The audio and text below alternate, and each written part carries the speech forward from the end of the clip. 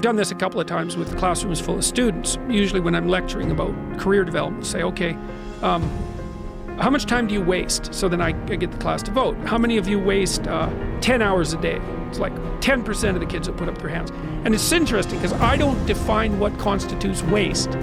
I just ask the question. So they're diagnosing themselves, right? I'm not saying you're wasting 10 hours a day. I'm just asking. It's like, given your own attitude, how much time are you wasting? 10 hours a day. It's like 10% of the people put up their hands.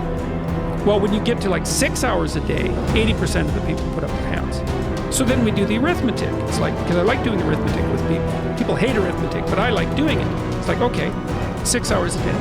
It's 42 hours a week. So let's call that a work week, 40 hours a week. So that's a work week. Let's say, what's your time worth? You're a university student. Well, it's certainly worth minimum wage, because obviously.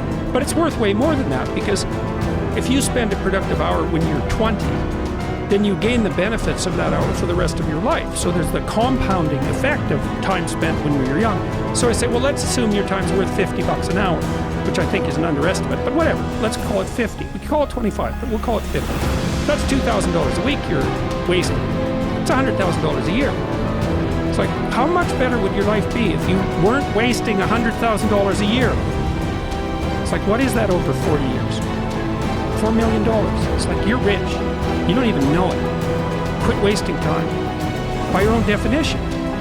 It's like people shake their heads. Why have you thought about it that way? It's like, yeah, think about it that way. Don't waste your damn life. And then you think, well, why would people be resistant to that message? It's like, well, you really want to wake up and figure out that you're wasting half your life? And you know, when people do that kind of wasting, they actually hate it. You know, and I've had lots of people come to my clinical practice who are chronic procrastinators. You know, and so they're watching YouTube videos, say, but not ones that are good for them, although sometimes they will do that, but just browsing in that kind of mindless way that you do when you're not paying attention and you're trying to kill time. And people doing that, they feel bad, they get depressed, they feel anxious, they can't get away from it, they feel kind of quasi-addicted. There's this feeling of kind of internal rot and corruption that goes along with it. It's like, yeah, well, you're wasting your life. It's like, so it's painful. It's painful to recognize that. Then it's painful to think, oh my God, look how undisciplined I am. I don't know anything. I can't use a schedule. I can't stick to a calendar. I don't have any aims. I don't know anything about the world, right? And maybe there's a part of me that's bitter because I haven't got everything already, and I'd just like to say, to hell with it. That's the recognition of the Jungian shadow. It's like, that's what makes you vicious and untrustworthy. All of that. No one wants to look at that, and no bloody wonder. But hey, the alternative is worse. So the goal is this: you're going to take care of yourself. You're going to have a life in 3 years that justifies its suffering. That's the goal. So you can invent the damn life, but you have to think what you would be satisfied with, so you wouldn't be all bitter and resentful. It's like, okay, what do you want from your family?